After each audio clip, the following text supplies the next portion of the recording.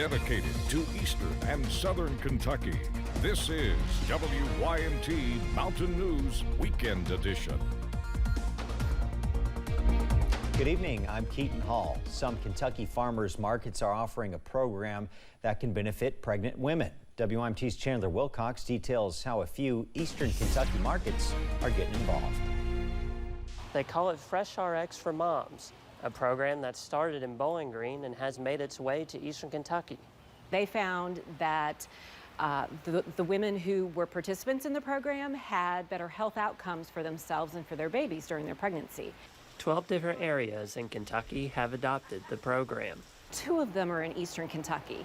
The Perry County Farmers Market, where we are today, and then the city of Whitesburg Letcher County Farmers Market. The program offers fresh, local produce that includes health benefits at what they hope is a cheaper cost. Pregnant women who are at 32 weeks or before in their pregnancy, and this year it provides $26 worth of produce for 12 weeks. So for 3 months of a pregnancy, that pregnant woman is able to access a fair amount of fresh green beans, tomatoes, corn. Vendors can participate too, making it a win-win situation for both parties in multiple ways. It's a win for that mom and her baby, and it's a win for the farmer who has another customer who is able to purchase his or her fruits and vegetables. In the end, farmers markets are looking to make their communities more healthy while giving back to local producers. I really hope it encourages people, even when they're not on this program, to see the farmers market and local produce as a viable source for their food. Weber says the amount of produce continues to increase to quantities they saw before the July 2022 flood, with hopes that rain this year can help crops, not hurt them. In Hazard, Chandler Wilcox, WYMT Mountain News. In order to get into the program, Weber says you have to be referred by your medical provider. The London Laurel Rescue Squad are continuing their search for a missing swimmer at Laurel River Lake. They received the report of a possible drowning Friday evening. Rescue units responded to the area near Sulphur Spring Branch, where the swimmer was last seen. The squad says the swimmer's friends found his life jacket shortly after his disappearance. They're once again using divers and underwater drones to find the location of the swimmer. Officials tell us the area they're searching is about 130 feet deep. A man in Mingo County was arrested after police say he knowingly operated a drug house. Derek Dingus of Warncliffe was arrested by the Mingo County Sheriff's Office and charged with multiple offenses, including illegal possession of firearms, possession and intent to distribute controlled substances, as well as knowingly maintaining a drug house. We're approaching the 1-year anniversary of the July flood later this month, and road work is still being completed. Highway 451 in Perry County was hit especially hard by the floods. Public Information Officer for the Kentucky Transportation Cabinet, H.B. Elkins, says repairs are almost finished on that last big project on Highway 451. One road that was damaged in the flooding last year that's still closed. Kentucky 451 between Cole Harbor and where Couchtown Road meets it. There was a rather large drainage structure got washed out. Repairs to this portion of Kentucky 451 should be completed within the next month. Elkins also encourages drivers to check the Kentucky Transportation Cabinet Facebook page for updates on this and any other project.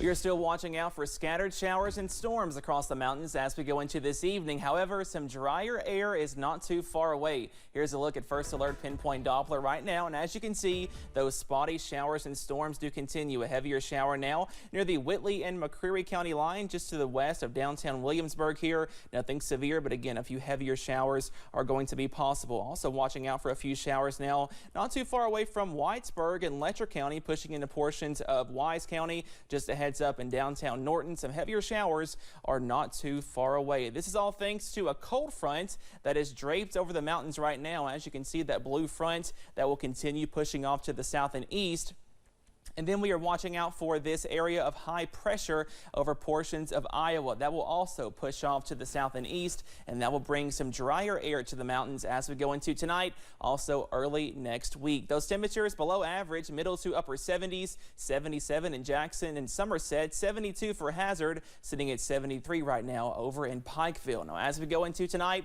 watching out for possibly a few stray showers. Most of us are dry, and then we are watching out for potentially some dense fog late tonight. Those temperatures falling into the 60s as you wake up on Monday, and a beautiful Monday is on tap. That full forecast coming up in just a few minutes. Keaton? All right, thanks, Cameron.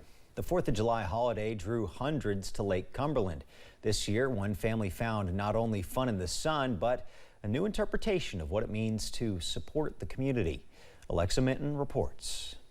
During the July 4th holiday weekend, the Rizzo family headed to Lake Cumberland to celebrate in the sunshine, only to have their day of fun shift.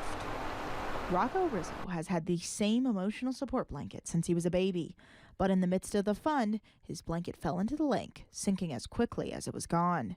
Liz Rizzo, Rocco's mom, didn't want to lose hope yet, leading her to post the blanket's description and last known coordinates on the Lake Cumberland Boaters Facebook page. It was a last-ditch effort just to say, I've kind of done everything that we could do, and if someone happened to pull it up while they were fishing, that they wouldn't toss it back or throw it in the garbage or something, that it was very special. The Godbees have run a Facebook group called Lake Cumberland Treasures and More for around a year now, with the goal of returning items lost in the lake to their rightful owners. Her husband, Lyndon, was 9 hours away when he read the Facebook post, but he drove overnight to get to the lake, where he and his son then began the mission in search of Rocco's blanket. After reading the mother's message, I knew that I could feel the pain in the message, like almost hearing her talk. Just say it out loud. And I just knew that we needed to do something for her boy. 2 hours into the dive, they found the blanket nestled 35 feet down, caked in mud. Yeah, we got it. And after a thorough washing, the Godbees reunited Rocco in his blanket, and his gratitude was visible through his jumps for joy. I think it's a heartwarming story for everybody. It's something that our family won't forget. Just know that there is good people out there and willing to do this for, no reason other than just to help someone. At Lake Cumberland, Alexa Minton, WKYT. Rocco's family wants to emphasize their gratitude to all those that helped in the search. They told our sister station WKYT that Rocco couldn't be happier that he got his blanket back. Kentucky ranks less than stellar in the U.S. when it comes to dental hygiene and oral health. Most dental providers can be found in populated areas like Lexington and Louisville. That means there are fewer dentists to serve rural areas. Marcia Rojas, a assistant dental professor at UK, says the Appalachian, western, and southern parts of the state need more dentists. She says people often wait until it's too late to see a dentist because they sometimes have to travel hours away from home just to get care. Some of these patients, their options of treatment are limited. Once they get to see a dentist, the needs are more severe. The type of treatments tend to be more invasive. And the coverage of some of those services is limited to mainly extractions. Rojas also says the limited number of providers who currently offer care to Medicare and Medicaid patients also impacts access to dental care. The University of Pikeville in eastern Kentucky here is set to open a dental school in 2025. A Kentucky couple's engagement has garnered nearly 8 million views on TikTok. It happened as Taylor Swift fans they were proposed to as a singer performs her song Love Story. Anna is a longtime Swiftie. She and her boyfriend Tyler went to see Swift in Cincinnati. As Anna was focused on Taylor, Tyler stood next to her, nervously waiting for the 9th song on the set list to begin. I guess it was song number 8, Lord Have Mercy. Like the butterflies were coming, like my hands were sweaty, stomach was in a mess. I didn't know if I was wanting to cry or throw up. I couldn't look at her. The couple says they're planning to elope, but will figure out a way to incorporate the song Love Story somehow. Coming up at 6, it's hot, and it's not just here in the Commonwealth. Nationwide, millions are struggling through a heat wave. Plus, we are tracking a few showers across the region this evening, but drier weather is on the way. All those details coming up.